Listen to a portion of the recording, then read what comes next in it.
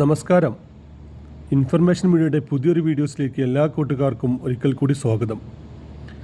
ഇപ്പോൾ 1600 രൂപ പെൻഷൻ ലഭിച്ചുകൊണ്ടിരിക്കുന്ന ആളുകൾക്ക്, അതല്ലെങ്കിൽ 1300 രൂപ പെൻഷൻ ലഭിച്ചുകൊണ്ടിരിക്കുന്ന ആളുകൾ ശ്രദ്ധിക്കേണ്ട വളരെ സുപ്രധാനമുള്ള അറിയിപ്പുമായിട്ടാണ് ഇൻഫർമേഷൻ മീഡിയസ് വന്നിട്ടുള്ളത്.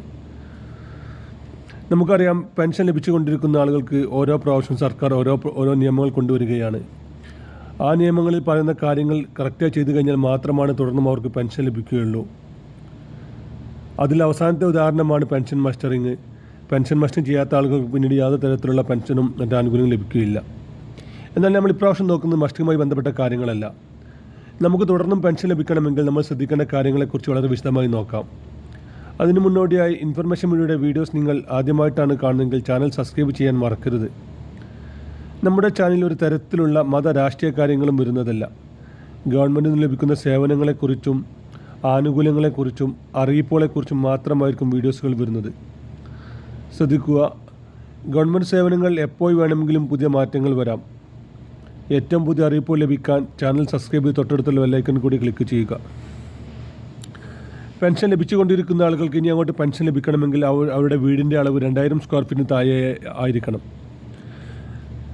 2000-ൻ്റെ മേലെ വീടിൻ്റെ അളവുള്ള ആളുകൾക്ക് അവരുടെ പെൻഷൻ താൽക്കാലികമായി തടഞ്ഞു വെക്കും. അതല്ലെങ്കിൽ പിന്നീട് അവർക്ക് യാതൊരു തരത്തിലുള്ള സാമൂഹ്യ സുരക്ഷാ പെൻഷൻ ലഭിക്കുകയില്ല.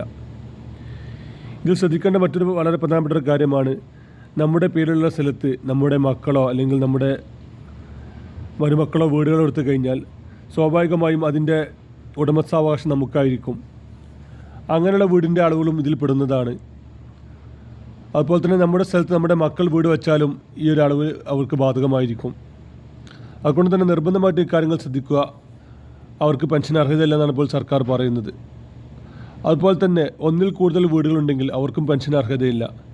നമ്മൾ മുകളിൽ പറഞ്ഞതുപോലെ തന്നെ ഒരു സ്ഥലത്ത് രണ്ട് മക്കൾ 2 വീടുകൾ വെച്ച് കഴിഞ്ഞാൽ ആ 2 വീടിനും നമ്പർ ഉണ്ടാകും. പക്ഷേ 2 വീടിൻ്റെയും ഉടമസ്ഥാവകാശം ആ പെൻഷൻ വാങ്ങുന്നാൽ അവരുടെ പിതാവിനായിരിക്കും. അങ്ങനെയുള്ള ആളുകൾക്കും പിന്നീട് യാതൊരു തരത്തിലുള്ള സാമൂഹ്യ സുരക്ഷാ പെൻഷൻ ലഭിക്കുകയില്ല. അവരെ പെൻഷൻ നിന്ന് പുറത്താക്കും. അതുപോലെ തന്നെയാണ് ജീവിത മാർഗമല്ലാത്ത 4 ചക്ര വാഹനമുള്ള ആളുകൾ.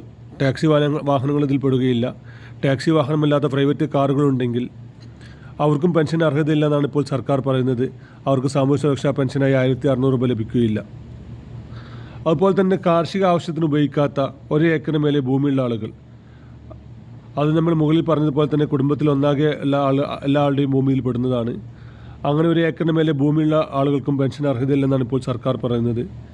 ഇതിൽ കാർഷിക ആവശ്യങ്ങൾക്ക് ഉപയോഗിക്കുന്ന പെൻഷൻ ഇതിൽ പെടുകയില്ല. അല്ലാത്ത പെൻഷൻ മാത്രമാണ് ഇതിൽ പെടുക.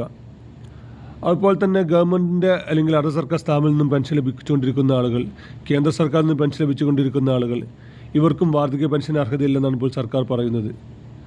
ഏതായാലും ഇതിനെക്കുറിച്ചെല്ലാം വളരെ വിശദമായ ഒരു അന്വേഷണം വരും ദിവസങ്ങൾ തന്നെ നടക്കുന്നതാണ്. ആ അന്വേഷണത്തിൽ അവർക്ക് ബോധ്യപ്പെട്ട് കഴിഞ്ഞാൽ അവർ നിങ്ങളൊരു മെസ്സേജ് മൂലം ഇത് അറിയിക്കും, നിങ്ങളുടെ പെൻഷൻ തടഞ്ഞു വെക്കുകയാണെന്ന്. അറിയിപ്പ് ലഭിച്ചു കഴിഞ്ഞാൽ നിങ്ങൾക്ക് ഇതിൽ എന്തെങ്കിലും ആക്ഷേപമുണ്ടെങ്കിൽ അവരെ അറിയിക്കാൻ സാധിക്കും. അതല്ല, നിങ്ങൾക്ക് ആക്ഷേപമില്ല, നിങ്ങൾ അവരെ ഒന്നും അറിയിക്കുന്നില്ല എന്നുണ്ടെങ്കിൽ പിന്നീട് നിങ്ങളുടെ പെൻഷൻ എന്നേക്കുമായി തന്നെ നിർത്തലാക്കുകയും ചെയ്യും.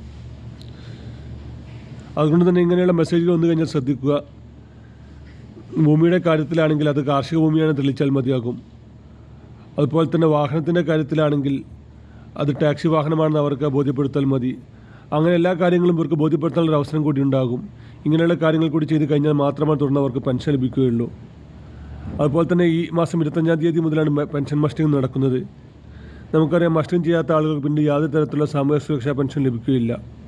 നിർബന്ധമായിട്ടും നമ്മൾ എവിടേക്കെങ്കിലും യാത്ര പോവുകയോ മറ്റോ എന്തെങ്കിലും പരിപാടികളോ ഉണ്ടെങ്കിൽ ഈ ഒരു പരിപാടി മാറ്റിവെച്ചതിന് ശേഷം മാത്രം നമ്മൾ എല്ലാ കാര്യങ്ങളും ചെയ്യുക. ഫസ്റ്റ് പ്രയോറിറ്റി നമ്മുടെ പെൻഷൻ മസ്റ്ററിന് വേണ്ടി നൽകുക.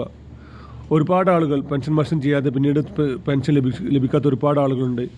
നമ്മുടെ ഈ വീഡിയോയുടെ അടിയിൽ തന്നെ കമൻറ്റ് ഒരുപാട് ആളുകൾ പറയാറുണ്ട്, എനിക്ക് പെൻഷൻ ലഭിച്ചില്ല എന്നുള്ളത്. നമ്മൾ അവരോട് പേഴ്സണലായി സംസാരിക്കുന്ന സമയങ്ങളിൽ അവരുടെ പെൻഷൻ പോർട്ടൽ നോക്കുന്ന സമയങ്ങളിൽ അവർ പെൻഷൻ മസ്റ്ററിങ് ചെയ്യാത്തത് കൊണ്ടായിരിക്കും പെൻഷൻ മുടങ്ങിയിട്ടുള്ളത്. അതിനെക്കുറിച്ച് അറിയാത്തതോ അതല്ലെങ്കിൽ ശ്രദ്ധിക്കാത്തതോ മറ്റു പല കാരണങ്ങൾ കൊണ്ടുമായിരിക്കാം അവർക്ക് പെൻഷൻ മുടങ്ങിയിട്ടുണ്ടാവുക. ഏതായാലും ഇക്കാര്യങ്ങളെല്ലാം വളരെ വിശദമായി തന്നെ ശ്രദ്ധിക്കുക. പെൻഷൻ സംബന്ധമായിട്ടുള്ള അറിയിപ്പുകൾ, അതുപോലെ തന്നെ റേഷൻ കാർഡ് സംബന്ധമായിട്ടുള്ള അറിയിപ്പുകൾ, ആരോഗ്യ ഇൻഷുറൻസ് കാർഡുമായി ബന്ധപ്പെട്ട അറിയിപ്പുകൾ എന്നിങ്ങനെയുള്ള കേരള സർക്കാരിൻ്റെയും കേന്ദ്ര സർക്കാരിൻ്റെയും അറിയിപ്പുകൾ മാത്രമാണ് നമ്മുടെ ചാനലിൽ വരുന്നത്. ഇതുപോലത്തെ ഇൻഫോർമേറ്റീവ് വീഡിയോ ലഭിക്കാൻ ചാനൽ സബ്സ്ക്രൈബ് ചെയ്ത് മറ്റു കൂട്ടുകാരിലേക്ക് ഷെയർ ചെയ്ത് കൊടുക്കുക. നമുക്കൊരു പുതിയ വീഡിയോസുമായി കാണാം. അതുവരേക്കും എല്ലാ കൂട്ടുകാർക്കും നന്ദി, നമസ്കാരം.